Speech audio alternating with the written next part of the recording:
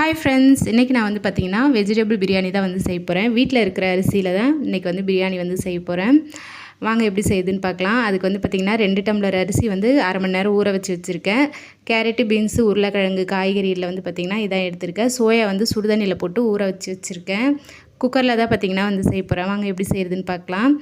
First பார்த்திங்கன்னா எண்ணெய் வந்து ஊற்றிக்கலாம். குக்கரில் நல்லா காஞ்சதுக்கப்புறம் எண்ணெய் வந்து ஊற்றிக்கலாம். எண்ணெய் வந்து நிறைய ஊற்றினா தான் டேஸ்ட் வந்து பிரியாணி சூப்பராக இருக்கும். கூடவே ஒரு ஸ்பூன் வந்து நெய் வந்து சேர்த்துக்கிறேன்.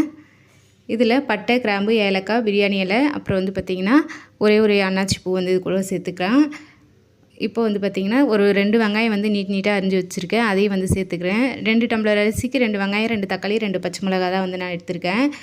கூடவே 2 பச்சை மிளகாவையும் சேர்த்துக்கலாம். அப்புறம் தக்காளியும் சேர்த்துக்கலாம். எல்லாத்தையும் போட்டு நல்லா வதக்கி விட்டுக்கிறேன்.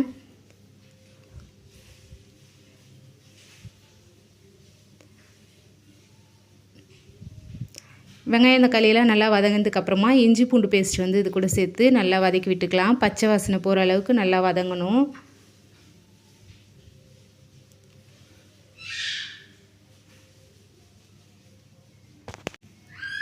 இப்போது கேரட், பீன்ஸு, உருளைக்கிழங்கு இது எல்லாத்தையும் வந்து இது கூட வந்து சேர்த்துக்கிறேன்.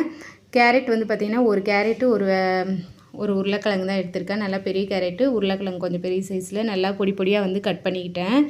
அப்புறம் பீன்ஸு ஒரு 2-3 பீன்ஸ் எடுத்து போட்டுட்டு அதுக்கப்புறம் வந்து பார்த்திங்கன்னா சோயா வந்து ஊற வச்சுருந்தேன். அதையும் நல்லா தண்ணியை நல்லா பிழிஞ்சு எடுத்துகிட்டு இதில் வந்து சேர்த்து நல்லா வதக்கி விட்டுக்கிறேன். இதெல்லாம் வதங்கினதுக்கப்புறமா புதினாவையும் சேர்த்து இது கூட நல்லா வதக்கி விட்டுக்கிறேன். புதினாலாம் வதங்கினதுக்கப்புறமா நான் வந்து காஷ்மீரி மிளகாத்தூள் வந்து இது கூட சேர்த்துக்கிறேன். கலருக்காக இதை சேர்த்துக்கிறேன். அப்படி இல்லைன்னா நீங்கள் கலர் பவுடர் கூட போட்டுக்கலாம், ஆப்ஷனல் தான். நம்ம வந்து இது மட்டும் கலருக்கு இது சேர்த்தா கரெக்டாக இருக்கும். உங்களுக்கு ரொம்ப கலராக வேணும்னா கலர் பவுடரும் சேர்த்துக்கலாம். இப்போ வந்து பார்த்திங்கன்னா தயிர் வந்து சேர்த்துக்கிறேன். 2 ஸ்பூன் வந்து தயிர் வந்து சேர்த்துக்கிறேன்.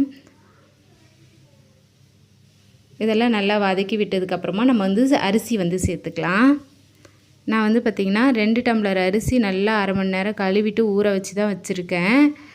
அப்போ தான் வந்து பார்த்திங்கன்னா சாப்பாடு நல்லா உதிரியாக நல்லா வரும். இந்த அரிசிக்கு வந்து பார்த்திங்கன்னா 2 டம்ளர் அரிசி வந்து எடுத்துருக்கேன்னா ஒரு டம்ளர் அரிசிக்கு 2 டம்ளர் தண்ணி வச்சா கரெக்டாக இருக்கும். பாஸ்மதி அரிசியாக இருந்தால் 1.5 டம்ளர் கரெக்டாக இருக்கும். இப்போ வந்து நான் வந்து தண்ணி வந்து சேர்த்துக்கிறேன். மொத்தம் 4 டம்ளர் தண்ணி வந்து சேர்த்துக்கிறேன். இதுக்கு சேர்த்துட்டு நல்லா கலந்து விட்டுக்கிறேன்.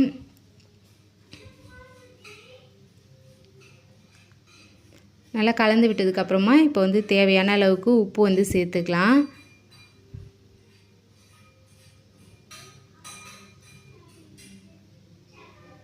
உப்பு சேர்த்ததுக்கப்புறமா குக்கரில் வந்து விசில் போட்டு மூடி வச்சுட்டு ஒரு 3 விசில் விட்டால் கரெக்டாக இருக்கும்.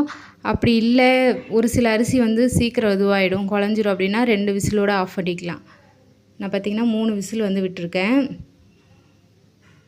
இப்போ பிரியாணி வந்து ரெடி ஆகிடுச்சு. இப்போ வந்து அடியிலேருந்து நல்லா கிளறி விட்டுடலாம். ஏன்னா காய்கறி எல்லாமே அடியில் தங்கியிருக்கும். மேலே வந்து சோயாலாம் மேலேயே நின்றுடுச்சு.